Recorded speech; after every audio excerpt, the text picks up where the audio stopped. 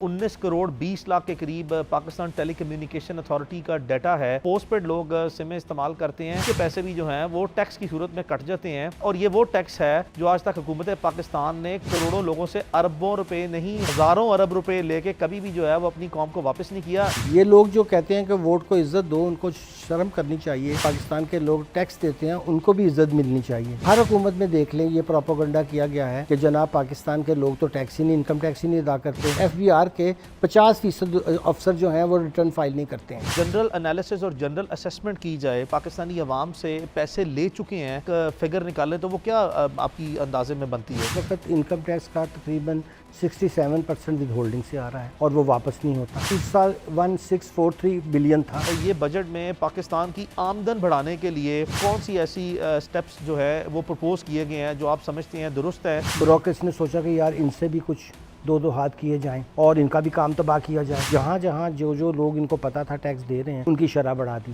अब sale tax में भी ये रेट रखा हुआ है 18%। बाकी रिफंड्स माफिया चलता है। बाहर से माल आता है, कस्टम वाले उसको अंडर इनवाइस पे छोड़ देते हैं। अब जब वो अंडर इनवाइस पे जाएगा तो वो मेन इकोनॉमी में कैसे एंटर होगा? वो तो कभी डॉक्यूमेंट होगा ही नहीं। मैकेंजी वहाँ आके क्या कर लेगा? यहाँ ट्रेड रिलेटेड मनी लॉन्ड्रिंग ने हद की हुई है पाकिस्तान में। इंडिया ने 2017 में नेशनल टैक्स काउंसिल बनाई और पूरे कंट्री के अंदर सेल टैक्स को एक कर दिया, वन टैक्स वन नेशन बनाया। आज इंडिया की इकोनॉमी 5वीं नहीं, अब तो दुनिया की तीसरी बड़ी इकोनॉमी। अमेरिकन ने लिख कर शिकायत की थी कि आपने हमारे सॉफ्टवेयर आप इलीगली यूज़ कर रहे हैं। ये हमारी हालात हैं। हुकूमत है यानी हमारी फेडरल, वो तो सिर्फ सूद अदा करने के जो इस दफ़ा 9.77 ट्रिलियन रखा। अब इतना बड़ा सूद आपने देना है तो आपके पास कोई पैसा नहीं है कि आप ये डेट सर्विसिंग भी पूरी अदा करें। अस्सलाम वालेकुम, वेलकम टू क्रॉस एग्जामिनेशन। आज हमारे साथ पाकिस्तान के one of the very few people in Pakistan जिन्होंने इस मुल्क की खातिर, इस अवाम की खातिर और अपने मुख्तलिफ शोबाजात की खातिर जो है वो इतनी मैसिव किस्म की contribution as a token of contribution towards the state of Pakistan for the betterment of the society इतना काम किया है कि मेरे पास जो है वो उनकी जो CV है या उनका प्रोफाइल पढ़ते हुए it took me a little while and even मुझे वो हज़म करते हुए और उसको जांचते हुए जो है वो इंतहाई खुशी महसूस हुई कि पाकिस्तान में हमारे पास कितने बड़े बड़े अनमोल हीरे मौजूद हैं। I will introduce doctor Ikram. Doctor Ikramul हक जो हैं वो इन्होंने multiple numbers of masters in literature, in journalism वो किया है और उसके बाद इन्होंने पोस्ट डॉक्टरेट्स यानी कि PhDs की। पाकिस्तान में एक प्रोमिनेंट ब्यूरोक्रेट रहे, पाकिस्तान के एक बहुत massive contribution towards the area of taxation journalist रहे, मल्टीपल अखबारों के चीफ एडिटर्स हैं और at the same time the most of all you know it is a moment of pleasure for me and privilege कि he is the senior advocate supreme court of Pakistan. इतनी massive contributions ली हैं और इनसे आज हम we will have a detail cross examination on the economy of Pakistan and specifically जो इस वक्त बजट पाकिस्तान में 2024 आया इसको हम क्रॉस एग्जामिन करेंगे। सो लेट्स वेलकम डॉक्टर साहब, अस्सलाम वालेकुम, वेलकम टू क्रॉस एग्जामिनेशन। शुक्रिया अली साहब आपके तारुफ का, गो के बड़ी हम्बल कॉन्ट्रीब्यूशन हैं मगर आपने जिन अल्फाज में उनका जिक्र किया मैं यकीनी तौर पे आपका बहुत मशहूर हूँ।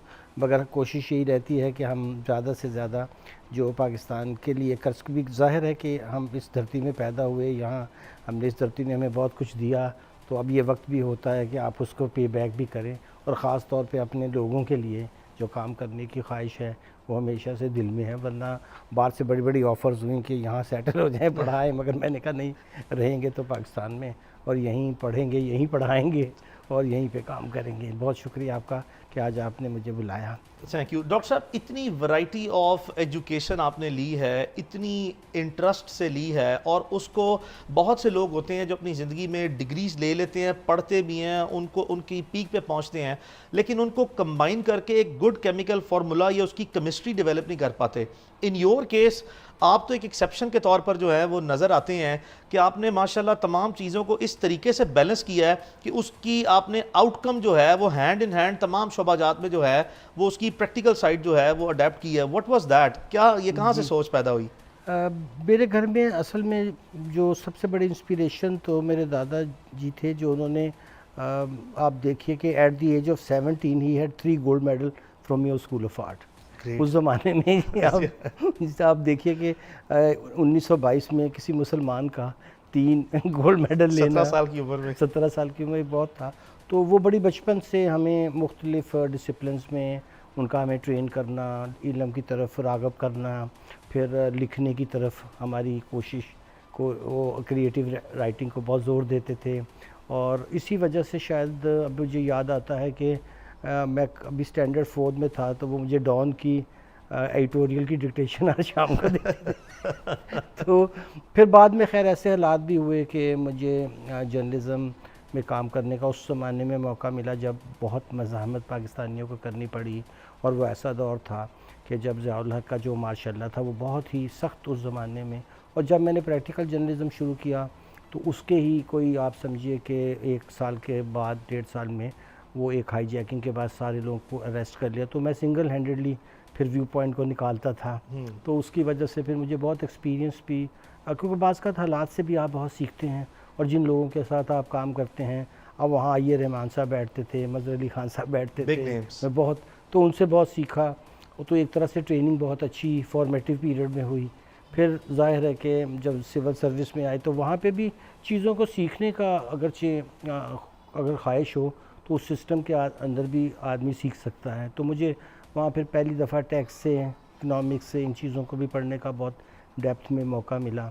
और छोड़ने के बाद फिर मुझे डच एक कंपनी है, international bureau of physical documentation, जो बेस्ट रिसर्च करते हैं, तो फिर 1994 में उनके साथ अटैच हुआ। उनकी वजह से फिर मुझे वहाँ डॉक्टरेट भी, और आपको पता है लाइडन का जो इंटरनेशनल जो सेंटर है टैक्स का वो बेस्ट है। तो यूँ ये जर्नी जो थी ये एक बड़े मुख्तलिफ़ अंदाज में आगे बढ़ी। फिर बहुत पढ़ाया अपने जो हमारे ऑफिसर्स थे सिविल सर्विस के। Yeah, I was about to ask you. So, I mean, from becoming a professional journalist, continuing with the great discipline and success, क्या ज़हन में आया कि एकदम जो है वो CSS करके सिविल सर्विसेज ज्वाइन की? जी, सिविल सर्विस ज्वाइन करने की वजह ये हुई कि उस ज़माने में कुछ राइटिंग्स, आपको पता है कि ड्रग एंड क्लशनिकोव कल्चर जा रहा था। तो मैंने बहुत उस पर फंडामेंटल रिसर्च की, और एक बुक जो पब्लिश हुई, Pakistan from hash to heroin. तो मेरी मदर को कुछ लोगों ने डराया कि ये माफिया के लोग हैं, वो तंग करेंगे। तो उन्होंने मुझे कहा कि बेटा आप जर्नलिज्म छोड़कर तो वरना मैं सिविल सर्विस कभी मेरी ख्वाहिश नहीं थी। और मैंने अपनी फिर, अगर मैं 2-3 साल पहले भी कर सकता था, मगर फिर मैं 12th कॉमन में अपीयर हुआ, और उसमें फिर जाहिर है कि मुझे वहाँ, यानी आप कंपल्शन से कह सकते मैं गया था, भाई चॉइस नहीं वहाँ गया। But that was the best thing कि आपने किया। And then once again, because आपका during the days of professional journalist, जिसने आपने फरमाया कि एक इकोनॉमी या टैक्स को पढ़ने का भी इत्तफाक हुआ, and then you started developing the interest in that area.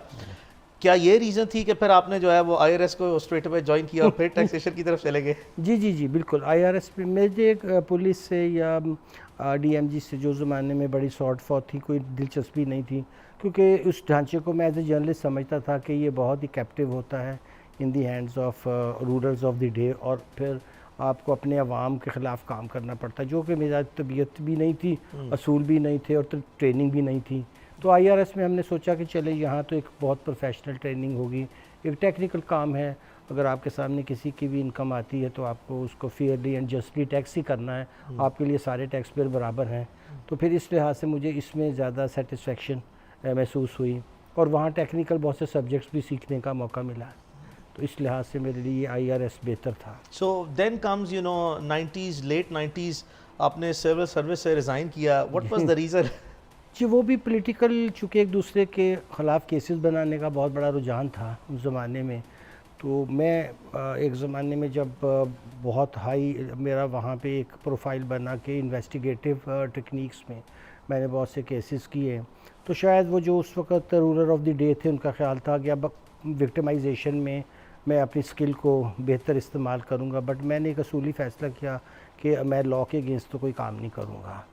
और उस ज़माने में रजिस्ट करने के बहुत यानी कि कम चांसेस होते थे, लोग नहीं करते थे, क्योंकि पोलिटिसाइज हो चुकी थी सर्विस और लोग रिस्क नहीं लेना चाहते थे। मगर मेरी फैमिली बैकग्राउंड भी ऐसी थी और ट्रेनिंग भी जर्नलिज्म में ऐसी थी कि मेरे लिए रिज़ाइन करने का एक सेकंड भी नहीं मुझे लगा कि मैंने कहा जी मैं तो ये काम नहीं करूँगा। उन्होंने कहा जी हम लिख कर दे रहे हैं। मैंने कहा आप लिख कर दें, अनलॉफुल ऑर्डर तो अनलॉफुल ऑर्डर है, एज ए सिविल सर्वेंट मैं इसको वे नहीं करूँगा, ये मेरा रेजिग्नेशन है। So they took about 1.5 year not to accept my, मैं छुट्टी चला गया ज़ाहिर है जब and it was a year it was in 1995 1995। जी। तो फिर मैं 1996 में खुद जाकर रिक्वेस्ट की, उन्होंने बहुत कहा कि अब आप वापस आ जाएं, पॉलिटिकल रजीम भी चेंज हो। मैंने ये पॉलिटिकल रजीम तो यही करती रहेंगी, हम यहाँ फिट नहीं हो सकेंगे। सो वो एक भी ब्लेसिंग इन डिस्गाइज होगी मेरे लिए, और वो मेरे लिए बहुत अच्छा साबित हुआ, क्योंकि उसी साल फिर मैं 1996 में मुझे डॉक्टरेट करने के लिए ऑफ़र हुई। उन्होंने मुझे जिस जगह मैं काम कर रहा था, international bureau of physical documentation, तो उन्होंने मुझे कहा कि आप 4 साल के लिए हमारे साथ काम भी कीजिए, साथ अपना थीसिस भी परसू कीजिए। तो मेरे लिए भी अच्छा होता था कि मैं जाता था, छुट्टियां भी गर्मी की वहाँ गुजारता था, पढ़ाता भी था, पढ़ता भी था, और फिर वहाँ बहुत लर्निंग हुई इंटरनेशनल टैक्सेशन में। और वहाँ फिर मुझे वाकई ही मैं कहूँगा कि सही मायनों में cross border taxation, international taxation, transfer pricing, और ये जो हमारे बड़े डिफ़िकल्ट सब्जेक्ट हैं कि जी इनकम स्प्लिटिंग कहाँ होती है, बेस एरोजन्स कहाँ होती है, ये बड़े मुश्किल जो टेक्निकल जो पाकिस्तान, ये सारे फिर मुझे वहाँ सीखने का मौका मिला। लेकिन इसके साथ साथ मैं अर्ज़ करूँ कि वहाँ के जो मेरे सुपरवाइज़र थे डॉक्टर हुबर्ट हैमेकर, मैं ज़रूर उनका नाम अभी भी ज़िंदा है, वो बेहतरीन प्रोफेसर थे। उन्होंने पहले साल मुझसे इस्लामिक जो फिनेंस थे, इंस्ट्रूमेंट्स थे, उसके ऊपर काम करवाया कि आपको इनकी टैक्सेशन अगर आज कोई सिस्टम बनाना पड़े तो आप क्या करेंगे। तो मुझे एहसास हुआ कि वो लोग हमेशा आपको मंडेन रियलिटीज़ पे लेके जाते हैं कि आप जिस किस सोसाइटी में रहते हैं वहाँ का नॉलेज पहले हासिल करें।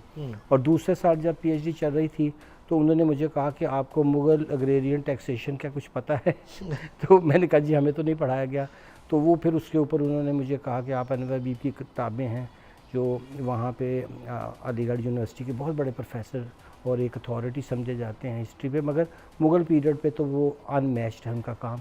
फिर वो मैंने पूरा साल पढ़ा और फिर अगले 2 साल मुझे इंटरनेशनल टैक्सेशन भी। So Dr. Saab, I'll at this juncture, it's a very interesting scenario in this podcast that is developing.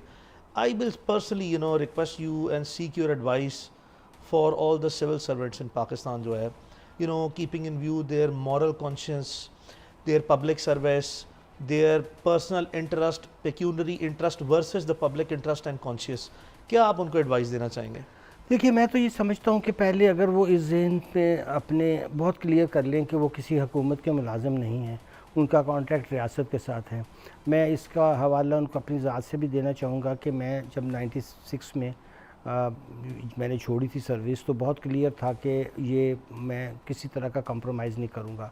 मगर जब मेरा इंटरव्यू हुआ था 83 में, जब उस 84 में हम सर्विस में आए, तो एक जनरल साहब, जनरल तीको रहमान साहब हाउस के हेड थे, उन्होंने मुझे जाते ही कहा कि आपने कल एक आर्टिकल लिखा है हुकूमत के ख़िलाफ़ मुस्लिम में। मैं जर्नलिस्ट था तो ज़ाहिर है लिखता भी था, तो आप आज नौकरी लेने आए हैं। तो मैंने उन्हें कहा जनरल साहब ये रियासत आपकी है, आपकी ज़ाती जगीर है, अगर हम यहाँ रियासत की मुलाजमत करने आए हैं हुकूमत की नहीं। तो मैंने बहुत सख्त जवाबात दिए जिसकी वजह से मुझे पूरी उम्मीद थी कि वो मुझे पास नहीं करेंगे मगर डॉक्टर अजमल साहब वहाँ पर हमारे उस्ताद भी थे गवर्नमेंट कॉलेज के, ही केम टू माई रेस्क्यू। तो तकरीबन 40 मिनट उन्होंने मेरे साथ एग्जिस्टेंशियलिज्म पे बात की डॉक्टर अजमल तो उसकी वजह से मुझे पता, ये मैं तो बिल्कुल शुरू से इस बात पे क्लियर था। अब भी हमारे यहाँ ये जो सर्विस में अगर ये सारे लोग एक फ़ैसला कर लें कि हमने वाकई ही रियासत पाकिस्तान को और उसके अवाम को सर्व करना है और पॉलिटिकल गवर्नमेंट्स को बताना है कि जी हम we will go by rule, हम आपका जो आप जायज़ काम कहेंगे बिल्कुल करेंगे, मगर जो आप काम हमें जायज़ कहेंगे वो हम बिल्कुल नहीं करेंगे, तो मेरे ख़्याल में काफ़ी बेहतरी हो सकती है। मगर अब इसमें एक और मैं चीज़ का इजाफ़ा कर दूं कि दुनिया बहुत स्पेशलाइज्ड हो गई है। हमें इन तरह के एग्ज़ामों से जिनमें हम जनरलाइज्ड लोग लेके आते हैं, उसकी बजाय हर एक जगह पे हमें जो भी है उसकी रिक्वायरमेंट, वो जॉब डिस्क्रिप्शन हम करें, फिर उसके अंदर उनको सेलेक्ट करें और वहाँ उनकी ट्रेनिंग फिर करें। और ट्रेनिंग तो आपको तो सारी उम्र चलती रहती है। And this is with respect to the CSS कि जो CSS करते हैं, अब वो जनरल नॉलेज या जो ये वो उसको छोड़ दें और स्पेशलाइज्ड एरिया के तर्ज पर जो पूरी दुनिया में अब एक ग्रोइंग ट्रेंड है उसको अडेप्ट करके हम इसको स्पेशलाइज्ड किस्म की फील्ड्स बनाएं और स्पेशलाइज्ड लोगों की ना सिर्फ ये कि एग्जाम भी स्पेशलाइज्ड बैकग्राउंड से हो बल्कि उनकी ट्रेनिंग भी स्पेशलाइज्ड हो। This is what you are saying, very right. So doctor साहब, देन उसके बाद फिर जिस वक्त आप सिविल सर्विसेज पे रिज़ाइन किया honourably and then you started another journey, अब आप जो है वो स्ट्रेट अवे पोस्ट डॉक्टरेट के लिए जो है वो चले गए, and then what happened afterwards? जी मेरा ख्याल है कि मुझे टैक्स के केसेस में शुरू के दिनों में ही क्योंकि मेरी डायरेक्ट एनरोलमेंट हुई थी हाई कोर्ट में because of my quasi judicial work. वो उस ज़माने में काफ़ी वो अच्छे तरीके से इंटरव्यू करते थे और उन्होंने मुझे बताया कि आपसे एक दिन पहले एक कमिश्नर को हमने रिजेक्ट किया है। तो मैंने कहा कि मी लॉर्ड, इसका ये मतलब नहीं होना चाहिए कि अगर उन्होंने किसी बात का जवाब नहीं दिया तो मैं भी नहीं दे पाऊँगा तो आप पूछिए क्या पूछना चाहते हैं।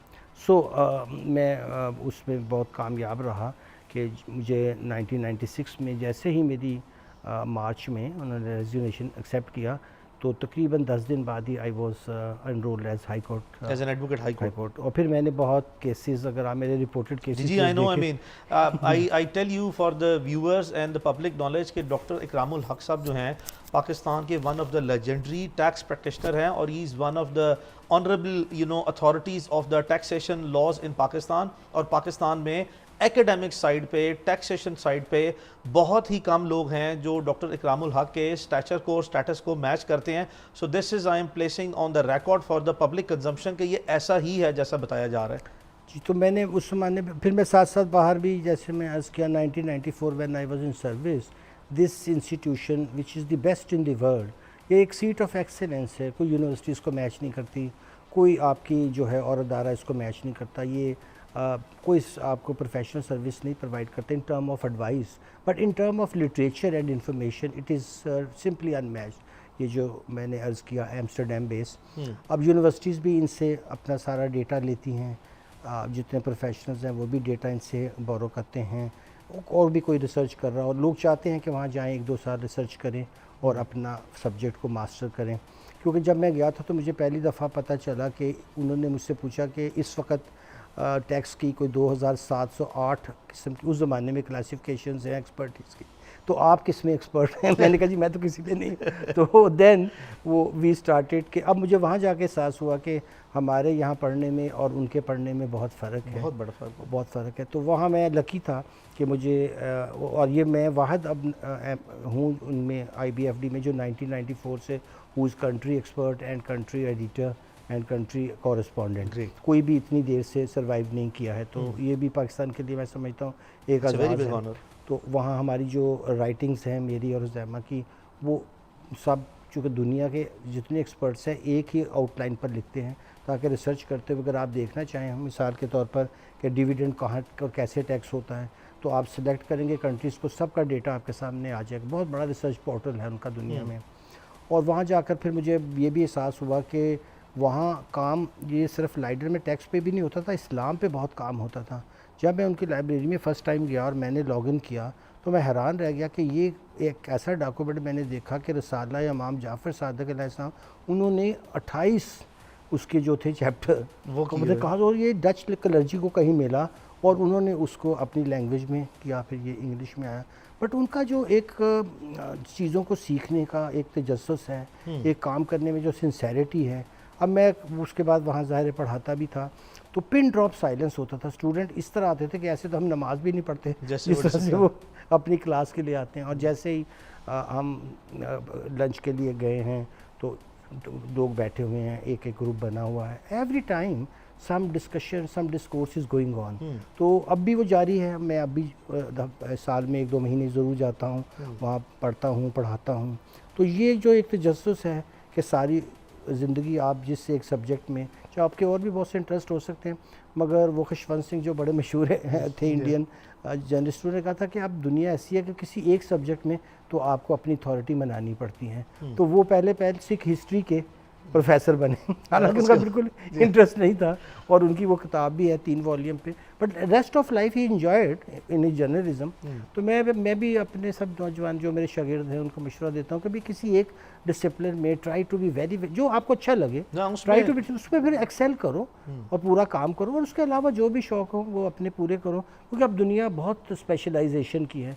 तो यूँ जो आपने पूछा, मैंने फिर टैक्स, हालांकि और फील्ड में मैंने कभी कोई केस किया भी नहीं। डॉक्टर साहब, let's discuss the economy in Pakistan and then we will come to the finance bill and the budget and the taxation side as well. आप पाकिस्तान में जो इकोनॉमिक फंडामेंटल मॉडल है, ये जो पाकिस्तान की ओवरऑल इकोनॉमी है, इसको कैसे देखते हैं?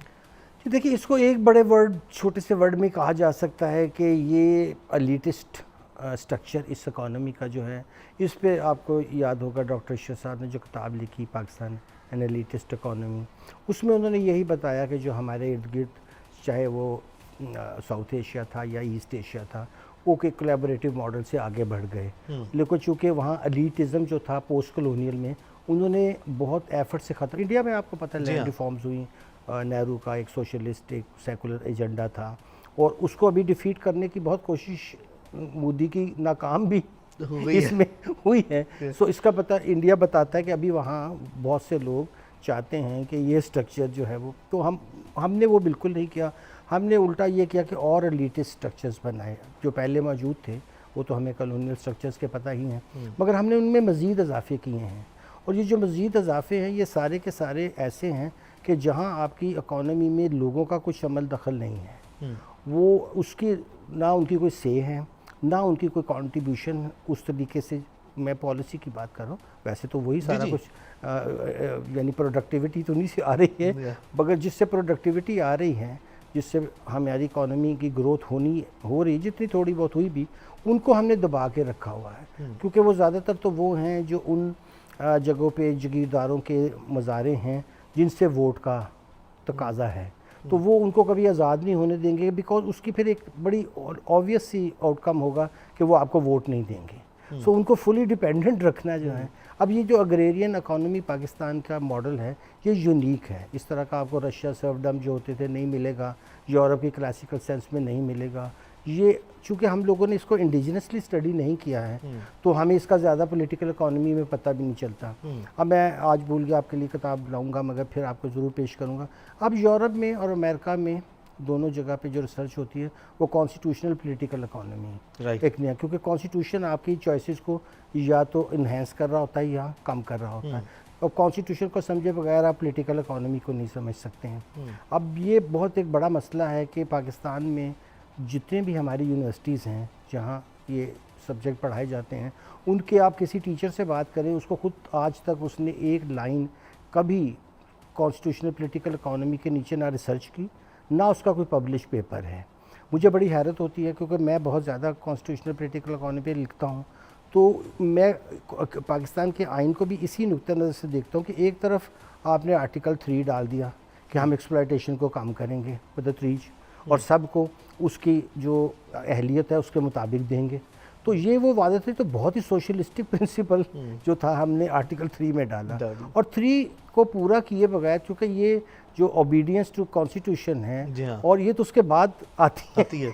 तो अगर पहले पे ही आपने वो काम नहीं किया तो एक सोशल कॉन्ट्रैक्ट के अंदर बहुत बड़ा मसला है। So डॉक्टर साहब, आप you are basically one of the visiting lecturer in LUMS as well, and on your record, esteemed record, आपकी तो 2500 से ज़्यादा जो है वो आर्टिकल्स पब्लिश हो चुके हैं लोकली एंड इंटरनेशनली। तो आप जितनी भी अपनी लेक्चर्स डिलीवर करते हैं बच्चों को, that is based on your obviously knowledge experience. आपकी तरजीहात जो हैं बतौर उस्ताद, जब आप बच्चों को पढ़ाते हैं, आप एक्सप्लेन कर रहे थे, वो क्या है? जी, मैं सबसे पहले तो उनको कॉन्स्टिट्यूशनल प्रिंसिपल्स बताता हूँ कि हमारे यहाँ ये टैक्सेस लगाने के पीछे कौन सी लेजिस्लेटिव पावर है और सब्जेक्ट्स ऑफ टैक्सेशन क्या है। अब वो बेचारे अभी देखिए, वैसे तो बड़े अच्छे नंबर लेके लम्स में आ रहे होते हैं, मगर इतना अपने आप को लॉस्ट फील करते हैं कि उस्ताद ने आज क्या सवाल पूछ लिया कि उन बच्चों को, बेचारों को वहाँ तक पहुँचने से तक किसी ने ये बात ही नहीं बताई, फंडामेंटल आइडिया ही नहीं बताई। और ये मैं आपको एक बात बताऊं कि पिलडार्ट ने एक ज़माने में शुरू किया कि हम लेजिस्लेटर्स के साथ भी मुकालमा करें। वहाँ उन्होंने मुझे भी रिसोर्स पर्सन रखा, जब मैं फिजिकल डिसेंट्रलाइजेशन में स्पेशलाइजेशन थी मैं पढ़ाएगा। उनसे जब मैं पूछता था कि ये टैक्स किस अथॉरिटी के तहत लगा हुआ है, तो उनको भी नहीं पता। सो इससे मुझे अंदाज़ा हुआ कि जो ब्यूरोक्रेसी है पाकिस्तान की, वो डी फैक्टो, मैं टैक्स की आप बात, वो डी फैक्टो लेजिस्लेटर है।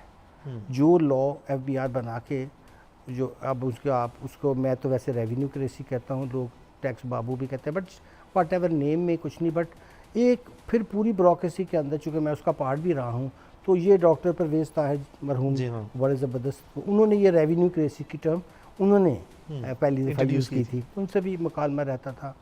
तो मेरा ख्याल ये है कि पाकिस्तान का सबसे बड़ा क्राइसिस जो हम ओवरऑल इसमें देखते हैं, वो यही है कि आपके वहाँ से बन जाती है एक चीज़ जिसको हम फाइनेंस बिल, और वो है तो एक लेजिस्लेशन और बड़ी इम्पॉर्टेंट, और उसके ऊपर parliament is almost A rubber stamp. दो वजूहात की मैं अब उस पर जिक्र करूँगा ताकि लोगों को आसानी से समझ आए। फाइनेंस बिल क्या होता है, ये बनता कैसे है, इसको बनाने वाले कौन हैं, होना किसको चाहिए, हकीकत क्या है? जी, अब पूरी दुनिया में जहाँ पे भी कॉन्स्टिट्यूशनल डेमोक्रेसी है वहाँ तो ये लाजम है कि ये सारी टैक्स पॉलिसी और टैक्स लेजिस्लेशन एमिनेट करे स्टैंडिंग कमेटी से।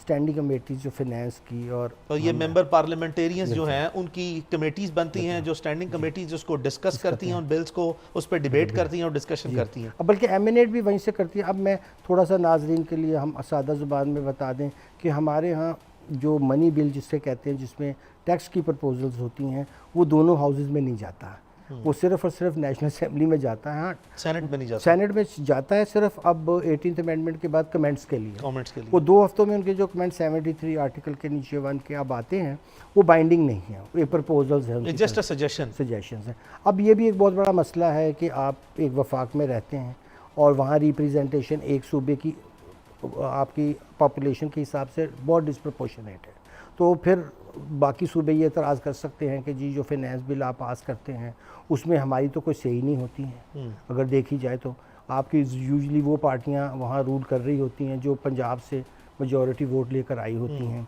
तो जब मैं उनके लोगों से बात करता हूँ तो वो ये कहते हैं जी हमारा क्या स्टेक है, आगे आप ये करते हैं कि जो मर्जी टैक्स लगाना, हमसे तो कभी पूछा ही नहीं आपने। हालांकि 57.5% हम ये भी जिक्र कर दें कि जो 7वां हमारे यहाँ कौमी अवार्ड हुआ, नेशनल अवार्ड हुआ, उसके तहत सूबों को हमने 57.5% देने का शेयर। अब इस पर लोग बहुत एतराज़ करते हैं, मगर मैं समझता हूँ कि सेंट्रिस्ट वाले लोगों को और जो ये हुकूमतों के, वो उनको बहुत ख्याल करना चाहिए कि आप जब फेडरेशन के अंदर होते हैं तो ये पहले इससे भी ज़्यादा होता था शुरू के बिलों में, और उन्हें समझना चाहिए कि फेडरेशन में तो लोग ही पैसे दे रहे होते हैं ना जो मुख्तलिफ सूबों के होते हैं, तो उनको वापस क्यों ना जाएं। अब मैं छोटी सी मिसाल दूं कि कनाडा हमारी तरह की फेडरेशन है, वहाँ ना सिर्फ ये कि वो पॉपुलेशन को ज़्यादा वेटेज देते हैं, वो ये देते हैं कि अनइवन डेवलपमेंट जहाँ हो रही है वहाँ आपको इक्वलाइजेशन करें ताकि सारी जो कौम है वो एक ही तरह से ऊपर उठे। हम वो नहीं कर रहे। अब बलूचिस्तान जैसे हम देखें तो उसको सिर्फ 8-9% हमारे इसमें शेयर, वो आबादी के लिहाज से रिसोर्सेज के हिसाब से बहुत रिच है। अब वहाँ इंफ्रास्ट्रक्चर डेवलपमेंट क्यों नहीं हो पाई? क्योंकि हमारा मॉडल फॉल्टी है, और मॉडल फॉल्टी होने की अगर वो हो जाती तो उसके बेनिफिशरी तो वो तो थे ही थे, मगर उसके बेनिफिशरी पूरी पाकिस्तान के अवाम भी होती हैं 100%। अब ये चीज़ें हैं जो हमारी डिस्टॉर्शन मॉडल में कुछ ऑपरेशनल साइड की हैं, कुछ हम कह सकते हैं कॉन्स्टिट्यूशनल साइड की हैं, और कुछ जो फ्रेमवर्क है ओवरऑल उसका मईशत का, उसमें कुछ तबकात को हमने आउट ऑफ जो है प्रपोर्शन उनकी अप्रोप्रिएशन ऑफ फंड्स की हुई हैं। उसकी वजह से फॉर एग्जांपल देखिए ना, अब सबसे बड़ा जो हमारे यहाँ मसला ये है कि ये जो हम समझते हैं कि एक ब्यूरोक्रेसी बड़ी रखने के लिए हमें टैक्स देना चाहिए, वे बाकी सारी डेमोक्रेसी में ये फंक्शन है थर्ड टियर का। बड़ी जो सर्विसेज डिलीवरी है जो आपको और हमें पता है, हेल्थ है, एजुकेशन है, सीवरेज है, लाइट है, ये सब वहाँ डिवॉल्व्ड है। हमने भी 140A में डाल दिया, बट उसको अमल नहीं किया, 14 साल गुजर चुके हैं। अच्छा, जब वहाँ होती है तो वहाँ ही लोग फंड कर रहे होते हैं, तो उनको उसका डायरेक्ट बेनिफिट मिल रहा होता है। आपका बच्चा अच्छे पब्लिक स्कूल में जा रहा है, प्राइवेट स्कूल तो वहाँ होते हैं, बट वो तो सिर्फ एक ख़ास मकसद के लिए होते हैं, कभी किसी डिप्लोमेट के बच्चे ने पढ़ना है, किसी शराफिया के बच्चे, मगर बाई एंड लार्ज पॉपुलेशन के बच्चे वहाँ जाते हैं। अब हमारे जो लोग हैं इस वक्त ब्यूरोक्रेसी में, उनके बच्चे तो पब्लिक स्कूल में जाते नहीं।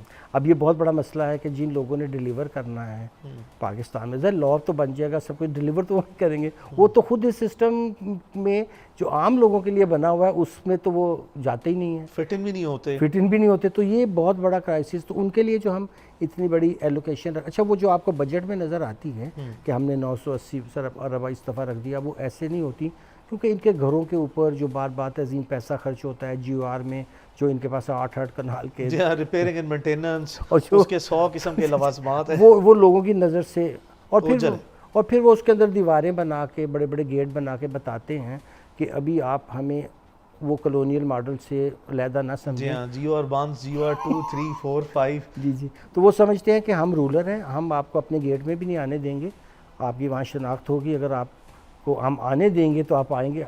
हालांकि अगर आप सिविल सर्विस का मॉडल पूरी दुनिया में देखें, वो तो उनके दरवाजे आवाम के लिए खुले हैं, उनका काम है लोगों का काम करना, वो सिविल सर्वेंट है। ये तो रियल सेंस में फिर हम सिविल सर्वेंट्स हमने प्रोड्यूस ही नहीं किए हैं। मैं अंग्रेज़ों के ज़माने में तो अगरचे हम उनके वर्स्ट क्रिटिक्स हैं, हमें होना भी चाहिए, चाहे शशि तहूर हो, आप हो, मैं हूँ, और भी बहुत से लोग काम करते हैं। डॉक्टर तैमूर की भी आप बुक देखेंगे, उन्होंने भी काम किया है पाकिस्तान के हवाले से इसमें। मगर उन्होंने ये जो अपनी ढांचा एडमिनिस्ट्रेशन का बनाया था, उन लोगों ने आगे यहाँ की सख्त गर्मी में स्कूल बनाए, अस्पताल बनाए, यहाँ के गज़ल लिखे और बहुत काम किया। अब मैंने एक रिसेंट किताब पढ़ी है, किसी ने उनकी इस एक्टिविटीज़ को, इन सर्विसेज को बहुत अप्रिशिएट किया है कि हमारी सिविल सर्विस ने वहाँ जाकर उन गरीब तबकात को जिनको बादशाहों ने वाकई ही बहुत पीछे रखा हुआ था, उनके लिए बहुत नुमायाँ काम किए। तो हमें उनकी इन सर्विसेज को एक्नॉलेज करना चाहिए।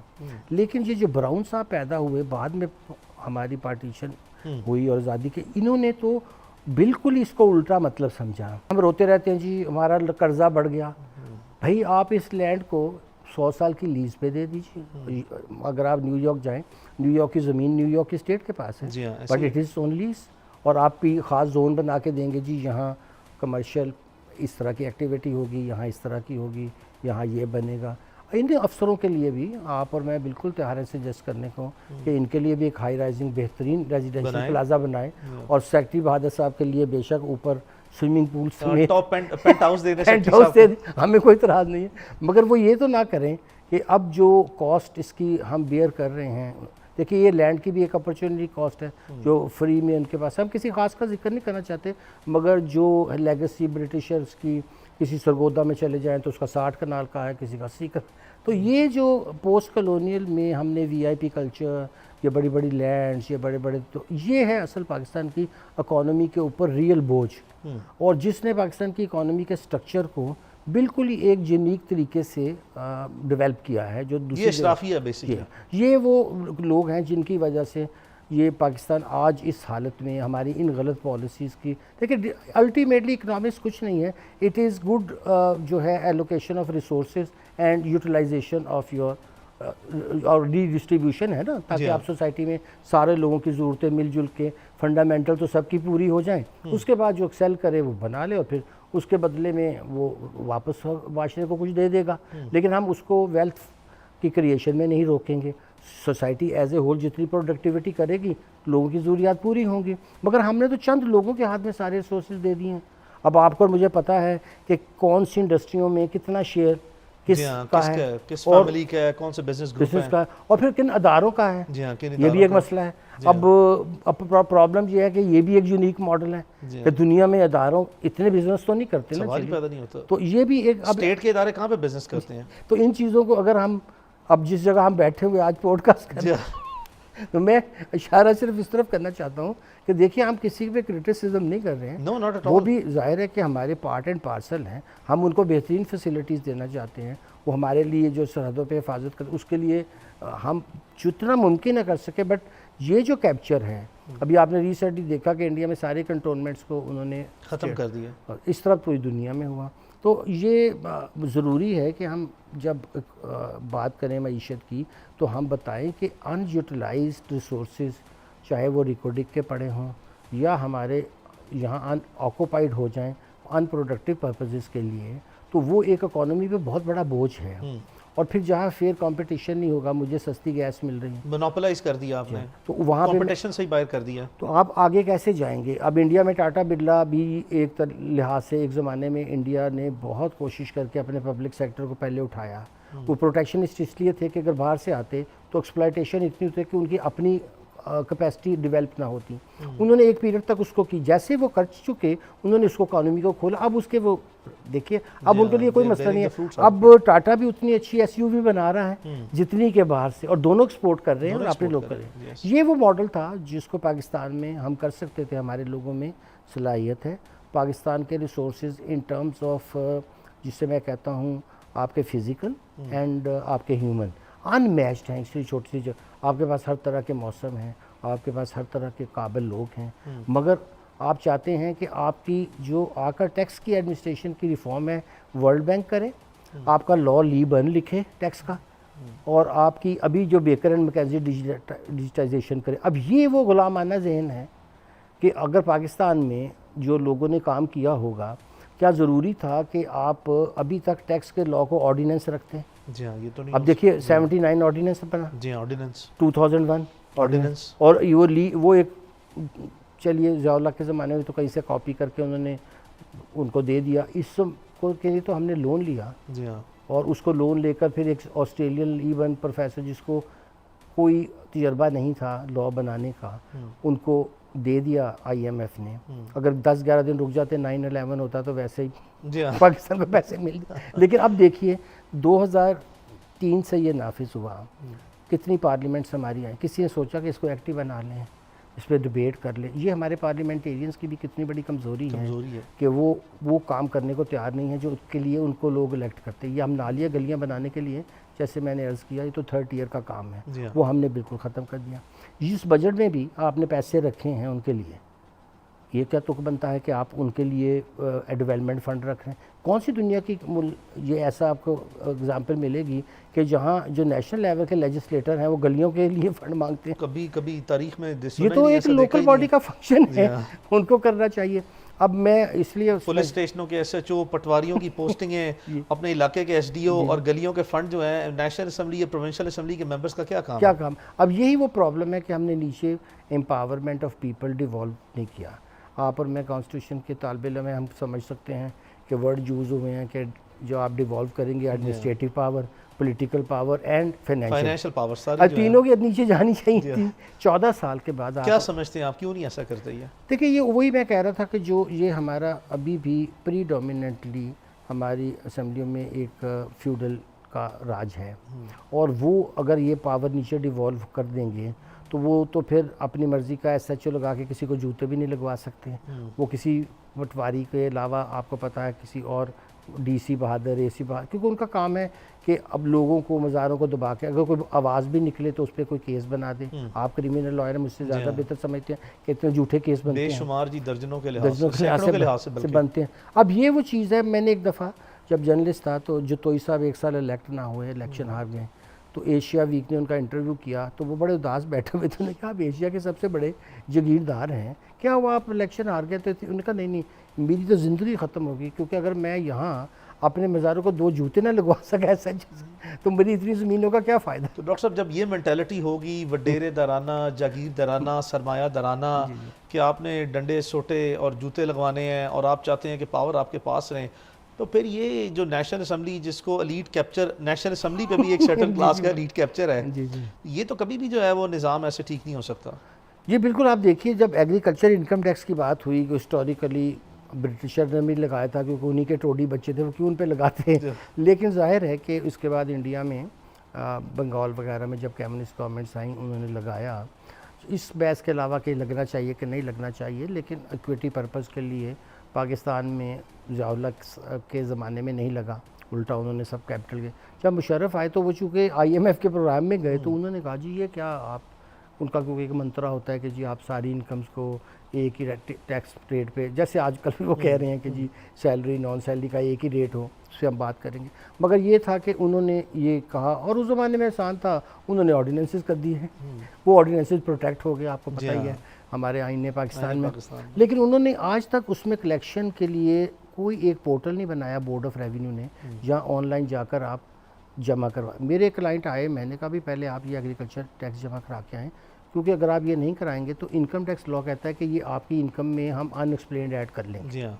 उसने कहा जी मैं पूरी कोशिश करता हूँ। वो गए और अपने बंदे को भेजा, उन्होंने लेने से पटवारी साहब ने इनकार कर दिया। उन्होंने कहा जी हमें ऊपर से हदायत है कि ये टैक्स नहीं लेना। अब ये क्या मजाक में टैक्स देने वाला तैयार है। फिर वो DC से मिले, ज़ाहिर है ज़रा वहाँ के जिस इलाके के हैं वो अच्छे खासे खाते पीते खुद भी ज़िम्मेदार हैं, वो कि उस तरह उन्हें जगीरें नहीं रखी, उनके बाग शाग हैं तो वो ज़ाहिर लीज़ पे दे देते हैं, बाकी टाइम याशी करते हैं। तो वो गए, DC साहब ने कहा यार आपको क्या मसला है, आप यहाँ मुझे MNA साहब से, MPA साहब से और जूतियाँ पढ़वाना चाहते हैं। ख़ास उनकी हदायत है कि ना हम देंगे ना आप किसी से लेंगे। जस्ट इमेजिन, ये पाकिस्तान के नेशनल पार्लियामेंटेरियंस हैं जी।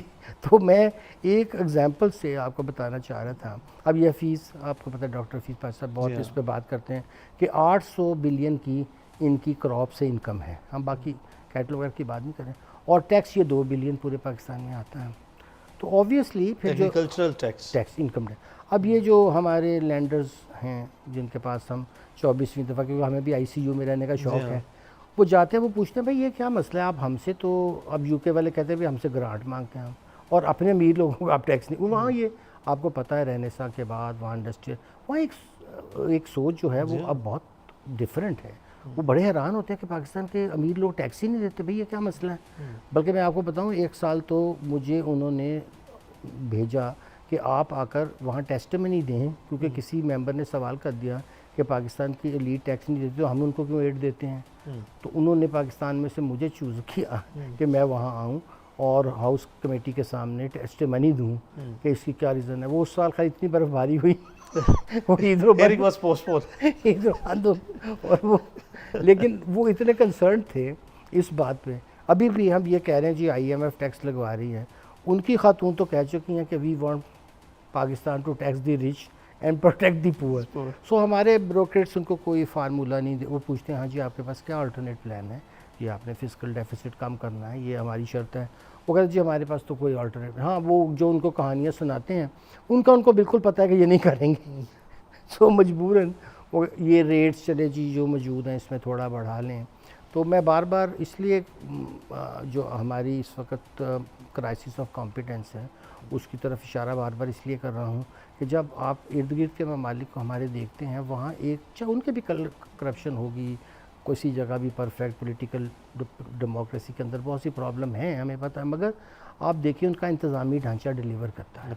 चाहे वो इंडिया का हो, चाहे वो श्रीलंका का हो, चाहे वो नज़र आता है उनका इंफ्रास्ट्रक्चर डेवलपमेंट देखें, उनकी एडमिनिस्ट्रेशन देखें। हमारा सबसे बड़ा जो क्राइसिस है, मेरे अलहदा जो हमने ओवरऑल अपनी इकॉनमी के स्ट्रक्चरल प्रॉब्लम की बात की जो लेटेस्ट है, दूसरा बड़ा प्रॉब्लम जो है वो है हमारी क्राइसिस ऑफ कॉम्पिटेंस का। अब आप तो बहुत नैब के केसेस भी करते हैं, वो ये कहते हैं जी हमने जी अब जो भी फैसला करे जी हमें अंदर कर अब उनके पास एक स्टैंडर्ड बहाना। अब मैं इस पर जजमेंट नहीं पास कर रहा, आप भी को भी इससे वास्ता पड़ता है, वो हमारे भी दोस्त हैं। Sometimes it's fair, most of the time it's unfair. अब मेरे भी दोस्त हैं, जाहिर है मेरी भी एक बैकग्राउंड है, मैं उनके साथ रहा, अब भी जाहिर एक तल्लक तो है, मगर ये बहुत बड़ा मसला है, इसको हमें फिर किसी कौमी सतह पे हल करते कि अगर हमारे, क्योंकि देखिए ना मिनिस्टर साहब तो अपनी मिनिस्ट्री के ड्राइंग एंड डिस्पर्सिंग ऑफिसर नहीं है ना, वो पॉलिसी दे सकते हैं मगर तो एक साइन नहीं कर सकते किसी चेक पे, वो तो उसी सेक्रेटरी ने करना है 100%। अब वो वहाँ पे अगर वो रूल की वायलेशन हो गई, सेक्रेटरी साहब भी अंदर जाएंगे, वो कहेंगे जी आपने क्यों ऐसा किया, तो वो फिर ज़्यादातर वक्त अपने फैसले अगर नहीं कर पा रहे हैं तो हमें सीरियसली सोचना पड़ेगा कि क्या सिस्टम के अंदर हमें क्या फंडामेंटल चेंज करनी चाहिए, क्योंकि जिस मुल्क के अंदर इंतज़ामिया काम करने को तैयार नहीं है जी हाँ, तो फिर उसके बाद क्या आप डिलीवरी का सिस्टम देख सकेंगे। अब देखिए गलत फैसले हो सकते हैं, उनके इंसान गलतियां करते हैं, उससे सीखते हैं, that is fine as long as good faith में हो रहे हैं, that is fine। सफाई को होने दें, उससे आप सीखेंगे, अगली दफ़ा वो गलती नहीं करेंगे, मगर आप फैसला ही ना करें। ये मैं ज़रूर कहूँगा कि हमें इसके लिए हैवी डैमेजेस रखने चाहिए, अपने सिस्टम में कॉस्ट भी डालनी चाहिए, और बल्कि बल्कि मैं तो इस हद तक जाऊँगा कि जुडिशरी को फंड ही नहीं गवर्नमेंट से लेने चाहिए, अपनी फाइनेंसेस उनको इसी से पूरी करनी चाहिए, और हो सकती है ताकि उनकी भी ट्रू सेंस में इंडिपेंडेंस हो, और फिर लोगों को भी पता हो कि अगर मैंने गलत किसी के गलत तो मुझे पूरी कॉस्ट पड़ेगी। और अभी मेरे केस में पूरी कॉस्ट लॉ हुई है थ्रू आउट, इसलिए कि डिपार्टमेंट ने इसके बावजूद के 5 मेंबर बेंच की जजमेंट थी, खुद सुप्रीम कोर्ट की, इसके बावजूद नीचे भी केस लड़ा और ऊपर भी आए, तो सुप्रीम कोर्ट ने पूछा कि आप हमारी जजमेंट के खिलाफ हमें उससे अपील पूछ रहे हैं, क्या इसमें क्या खराबियाँ बता दें। तो ये अभी ये बहुत रिसेंट, मैं आपको पिछले साल की बात बता रहा हूँ, तो मैंने कोई ऐसी बात नहीं की थी, लेकिन जज साहब खुद बहुत कॉग्निजेंट थे इस फैक्ट के, पढ़ के आए हुए थे। अब उन्होंने देखा और उन्होंने बहुत यानी कि उनको स्ट्रिक्चर पास किया, कॉस्ट थ्रू आउट लॉ की। सो लोगों को भी कुछ अपने राइट्स के लिए थोड़ा सा स्टेडफास्ट, ये जो कंप्रोमाइज़ कर लेते हैं कि डर जाते हैं कि नहीं यार अभी यहीं मुका कर लो, ऊपर तो बड़ा मसला है, ये भी जो डिफीटिज़म है ना, इसने भी पाकिस्तान को बहुत नुकसान पहुंचाया है। पॉलिसी ऑफ डिफीटिज़म में अपने लोगों को भी फेयरनेस से ट्रीट करना चाहिए। हाँ, फिर फेयरनेस से ट्रीट करने के बाद अगर वो कोई बंगलिंग करता है तो ही should be get exemplary punishment. फिर पता चले स्टेट की रिट का कि अनसर्टेनिटी, देखिए अब अनसर्टेनिटी ऑफ जहाँ पनिशमेंट हो कोई भी नहीं मानेगा लॉ को, जहाँ सर्टेनिटी आएगी सारे मानेंगे। जहाँ पे बादशाहते भी हैं मिडल ईस्ट में, सर्टेनिटी ऑफ पनिशमेंट ने उनकी सोसाइटी को बचाया हुआ है। हर एक को पता है कि भाई ये नहीं काम चलेगा, अगर गलती हुई तो फिर यू विल हैव इट। अब यहाँ सबसे लोग समझते हैं कि मैं अपनी मनी पावर से, और इसमें भी यही देख लीजिए जो हम बात कर रहे थे कि ये जो इलेक्ट होके आते हैं ये फ्लोटिंग ऑफ लॉ को अपनी पावर का पार्ट समझते हैं। जितनी भी पावरफुल मीडिया के लोग हों जो पावरफुल हैं, या आप समझ लिए क्लर्जी हो, जिसको भी आप नाम देंगे, ये सारे समझते हैं कि हमारी असल रिकॉग्निशन तब होती है जब हम लॉ ऑफ द लैंड को फ्लोट करके दिखाएं, उसका मजाक उड़ा के दिखाएं, तो फिर तो लोग हमें मानेंगे कि हम पावरफुल हैं। हम पावरफुल, अदरवाइज तो फिर हमारी हैसियत तो आम आदमी जैसी होगी।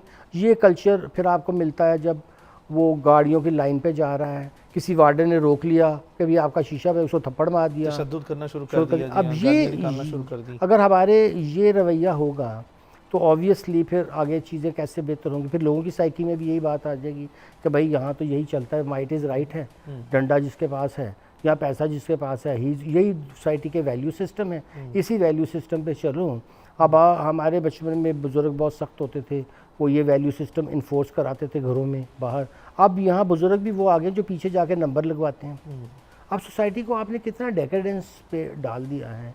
इसकी वजह मैं अर्ज़ कर रहा था कि ये जो है हमारी खुद रूलिंग एलीट का एटीट्यूड है कि अब मेरे लिए लॉ मोल्ड कर दें, मेरे लिए अमेंडमेंट कर दें, मैं 3 दफ़ा प्राइम मिनिस्टर बनना चाहता हूँ, ये कर दें, नज़रिया ज़रूरत के तहत एक्सटेंशन दे दें। चाहे आप चीफ जस्टिस हैं, आपको एक्सटेंशन चाहिए, आप chief of army staff extension चाहिए, आप प्राइम मिनिस्टर आपको एक्सटेंशन चाहिए, आप DGFI हैं आपको एक्सटेंशन चाहिए, आप DGI भी एक्सटेंशन चाहिए। मतलब पाकिस्तान में ये जो लेजिस्लेशन वन टाइम लेजिस्लेशन है ना कि बस दे दें। अब इंडिया में मुझे याद है एक जज ने सिर्फ एक दफ़ा एक क्वेश्चन कहा जी मेरी, उन्होंने उसी वक्त उसको सनब किया कि अब तुम अपनी डेट बढ़ाने के लिए हम इस स्टेज पे इसको एंटरटेन नहीं करेंगे, चाहे ये बोनाफाइड भी हो। इट इज़ ए अनबिलीवेबल बात है कि आपको इस बात का एहसास जो है वो 50 साल बाद हुआ है। तो अब आप घर जाइए। अब देखिए हम इसलिए नहीं कि इंडिया का कोई एडमायरर, लेकिन एक वाज़े फ़र्क रूल ऑफ लॉ में आपको नज़र आ रहा है कि एक पंजाब का वहाँ और एक दिल्ली का बड़ा पॉपुलर, वो भी अपनी बेल नहीं करवा पा रहा, इसलिए करवा पा रहा कि सिस्टम उसको डील डायरेक्टली कर रहा है। अगर उसकी जान होगी तो उसका केस ख़त्म होगा। यहाँ पे तो ज़रूरत नहीं है कि वो, और फिर जब पॉलिटिकल विक्टिमाइजेशन पे आते हैं फिर कोई कानून नहीं है, फिर आपको 2-2 साल अंदर रखें, तंग करें, और एंड पे के ऊपर कह दें कि जी मैं तो ये केस ही नहीं परस्यू करना चाहता। तो फिर आपने ये केस जब आपने इंस्टीट्यूट किया तो आपको कितनी डैमेजेस पड़ने चाहिए। अगर ये किसी और कंट्री में आप होते और प्रोसिक्यूशन ये कहती 2 साल बाद एक आदमी को तंग करने के बाद कि जी मेरा तो कोई केस नहीं था, तो फिर जज साहब को उसके साथ जो करना चाहिए था इक्वल ट्रीटमेंट देना चाहिए था, जो सजा इसकी थी वही उसी को देनी चाहिए, नहीं मिली। अब उससे उनका हौसले और बढ़ गए हैं कि अभी हम गलत केस भी बना सकते हैं, और इम्यूनिटी है, कोई कुछ नहीं कह सकता। यही इकोनॉमिक्स में, यही टैक्स में हमारे डिसीजन है कि हम गलत काम करेंगे क्योंकि हमें कोई डर नहीं। फेडरल टैक्स ombudsman साहब मुझसे पूछते हैं कि हम कौन सा अच्छा काम करें मैं उन्हें कहता हूँ जी आप बहुत अच्छा काम करें, मगर आप ही के लॉ में आप damages, you are the only authority, ये कोर्ट्स के पास यू कैन गिव। मैंने उनको केस लॉ भी भेजा, सारा कुछ भेजा। मैंने कहा जी ये शुरू करें, आप लोगों को वाइडली बताएं कि जहाँ आपके साथ ज़्यादती हुई है, come to me and I will, after this a clear fact finding by a high court, supreme court, कि ये आपने गलत काम किया था, देन आपको उन केसेस में तो बल्कि सुओ मोटो भी इनको पढ़ के और जहाँ लोग आ जाए, आप 2-4 को जब हैवी डैमेजेस डालेंगे तो फिर ऑफिसर्स को पता चलेगा कि यार ये गलत काम करने के कुछ नताइज नहीं। अभी मैं कुछ 6 साल पहले एक इंडियन सुप्रीम कोर्ट के पास एक केस आया था जिसमें दिल्ली हाई कोर्ट ने एक कमिश्नर को सर्विस से निकाला क्योंकि जब उन्होंने उसको 2 लाख जुर्माना किया फ्रिवलेस अपील पे, तो उसने ये स्टेट से जमा करवाया। उन्होंने पूछा भाई आपको जुर्माना हमने पर्सनली किया था, आपने कैसे यूज़ किया, तो अब तो आपने पब्लिक फंड भी अब्यूज़ किया है। So he was remove from the service and his petition was also dismissed by supreme court. अब देखिए एक ऐसी वहाँ पे एग्जांपल सेट हो गई, that may have changed the entire course of the administration। आवाज़ उठानी चाहिए कि भाई आफ्टर क्यों हम ये ट्रिब्यूनल जो 1923 में अंग्रेज़ों ने बनाया, 24 में एक बहुत प्राइम ट्रिब्यूनल था, आज वो पाकिस्तान में अगर हब बन के रह जाए इनएफिशिएंसी की, करप्शन की, तो ये हमारे लिए एक केस स्टडी है जिससे हम समझ सकते हैं कि हमने कहाँ गलती की है। 100 साल गुजरने के बाद तरक्की करने की बजाय, ट्रांसपेरेंसी लाने की बजाय पीछे हम तो बिल्कुल जो उनसे पीछे चले गए, उल्टी डगर पे चल पड़े। और अब वहाँ हमने उनकी सैलरी तो हाई कोर्ट के जजेस के बराबर कर दी जो नए रूल्स आए हैं, लेकिन उनकी सिलेक्शन किसी पब्लिक प्रोसेस से नहीं होगी। वहाँ उनकी कॉम्पिटेंस को देखने वाली कोई पब्लिक ओवरसाइट नहीं है, कोई पार्लियामेंट्री ओवरसाइट नहीं है। और उसके बाद वहाँ फिर जो काम होंगे, मैं अपने तजर्बे से जो मैंने इतना मैं बता सकता हूँ, तो ये चीज़ें करते हुए आपने ना स्टेक होल्डर से बात की, ना आपने कुछ किया। बस एक दिन आपको ख्याल आया कि भाई ये अच्छा है, अपने ज़माने में मैं अपने 100-200 बंदे हाई कोर्ट की सैलरी के बराबर के मेंबर बना लूँ, तो बस ये अब ये वो शॉर्ट आपका सोल्यूशन ये था। ये शॉर्ट साइटेडनेस जब तक हमारे पार्लियामेंटेरियंस की और हमारे वज़ीरों की रहेगी।